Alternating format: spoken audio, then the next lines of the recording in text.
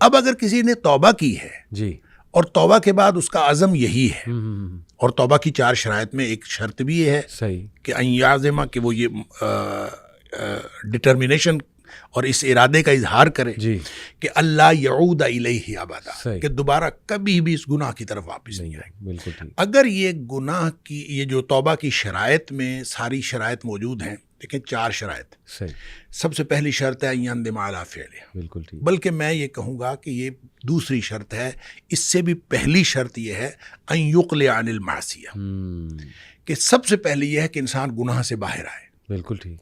گناہ میں ملوث ہوتے ہوئے توبہ قبول نہیں ہوتی. بالکل ٹھیک. یعنی آپ اگر کسی بھی گناہ میں ملوث ہیں صحیح. اور توبہ کیے جا رہے ہیں تو اس کا تو کوئی فائدہ نہیں ہے. ایسے ہی ایسے.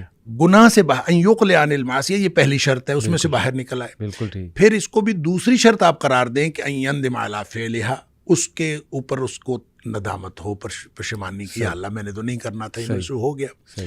تیسری بات یہ کہ یعزم اللہ یعود الیہ ابدا، یہ عزم کرے کہ میں دوبارہ کبھی بھی اس میں واپس نہیں آؤں گا، اس گناہ کے اندر. بالکل ٹھیک. اور اس میں اس مثال کو لے لیجئے جو معاذ بن جبل رضی اللہ تعالیٰ عنہ حدیث میں ہے کہ جس طرح تھن میں دودھ واپس نہیں جا سکتا، اس طرح سے آپ گناہ کی طرف واپس نہیں جا، یہ عزم ہو، یہ عزم. یہ توبۃ النصوح ہے. چوتھی شرط اس وقت لاگو ہوتی ہے جب آپ نے کسی اس عمل کے اندر، اس گناہ کے اندر کسی آدمی کا، کسی فرد کا حق بھی شامل ہو. آپ نے کسی کا حق مارا ہے، صحیح. تو جب تک آپ اس کا حق اس کو واپس نہیں کریں گے آپ کی توبہ قبول نہیں ہوگی. لہٰذا یہ نہیں ہے کہ آپ صرف اللہ سے توبہ کر لیں، آپ نے کسی کا مال چوری کیا ہے، بالکل ٹھیک. کسی کو نقصان پہنچایا ہے، صحیح. اب اللہ سے توبہ کر لیں تو آپ کا گناہ معاف ہو جائے گا، ایسا نہیں ہوگا. صحیح صحیح صحیح. حقوق العباد جو ہیں وہ آپ کو پورے کرنے پڑیں گے، بالکل ٹھیک. پھر آپ اللہ سے معافی مانگ لیں. بالکل ٹھیک. ہاں اگر کسی کا اگر حق آپ پورا نہیں کر سکتے آپ اس سے معاف کروا لیں. صحیح.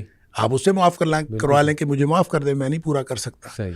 پھر آپ اللہ سے معافی مانگیں. اچھا، جب کسی نے توبۃ النصوح کی ہے اور سچی توبہ کی ہے تو وہ توبہ ہے ہی ایسی کہ اس کے اندر یہ ڈٹرمنیشن شامل ہے کہ میں واپس نہیں جاؤں گا اس گناہ کی طرف. ایسے ہی ایسے. اگر ایسی توبہ کی ہے صحیح. تو وہ قبول ہے انشاءاللہ. صحیح. اور اگر وہ توبہ کرنے کے بعد اس سے گناہ چاہے اگلے 5 منٹ بعد سرزد ہو جائے، یہ اب اس کا معاملہ نہیں ہے. صحیح. اس کی توبہ اگر ان ساری شرائط کے مطابق تھی ٹھیک ٹھیک. اور اس میں یہ عزم شامل تھا کہ میں نے ساری زندگی گناہ نہیں کرنا، اگر یہ عزم شامل تھا تو اس کی توبہ قبول ہے. بالکل ٹھیک. بالکل ٹھیک. اگر پھر اس سے گناہ ہو گیا تو ظاہر ہے ونس اگین وہ کسی حالات کی مغلوبیت ہوگی یا جذبات کی مغلوبیت ہوگی.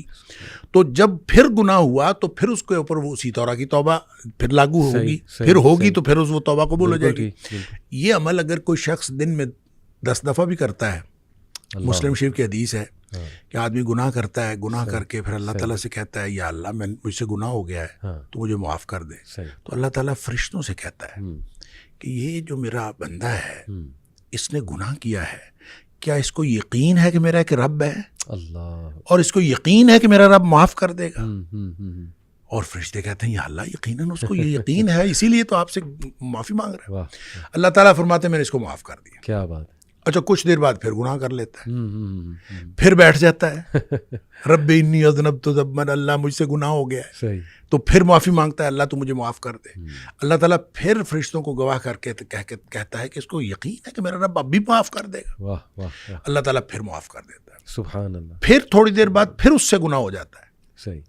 اچھا، اس کا مطلب گناہ کے دوبارہ ہو جانے کے ساتھ اس کا تعلق نہیں ہے. صحیح. اس کا تعلق آپ کی توبہ کی کوالٹی کے ساتھ ہے. صحیح. کہ آپ نے توبہ کس قسم کی ہے. صحیح. اگر توبہ کی کوالٹی ٹھیک ہے تو گناہ معاف ہے انشاءاللہ. حتیٰ کہ مسلم شریف کی حدیث میں آتا ہے کہ نبی پاک صلی اللہ علیہ وسلم نے فرمایا کہ اللہ فرماتا ہے پھر کہ اب میں نے اس کو ویسے ہی معاف کر دیا ہے، یہ گناہ کرتا رہے، توبہ کرتا رہے، میں نے اس کو ویسے ہی معاف کر دیا. اس کی وجہ پتہ کیا ہے؟ اس کی وجہ یہ ہے کہ توبہ صرف اس شخص کے لیے نہیں ہے کہ جس نے گناہ کیا ہے.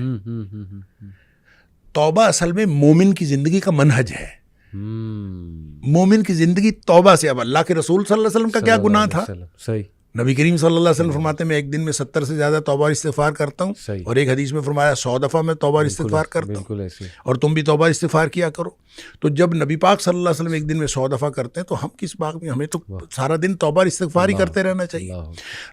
جب نبی پاک صلی اللہ علیہ وسلم کرتے ہیں تو اس کا مطلب ہے یہ گناہ کی وجہ سے نہیں ہوتی, یہ مومن کی زندگی کا ایک منہج ہوتا ہے کہ وہ بار بار اللہ تعالیٰ کی طرف واپس آتا رہے.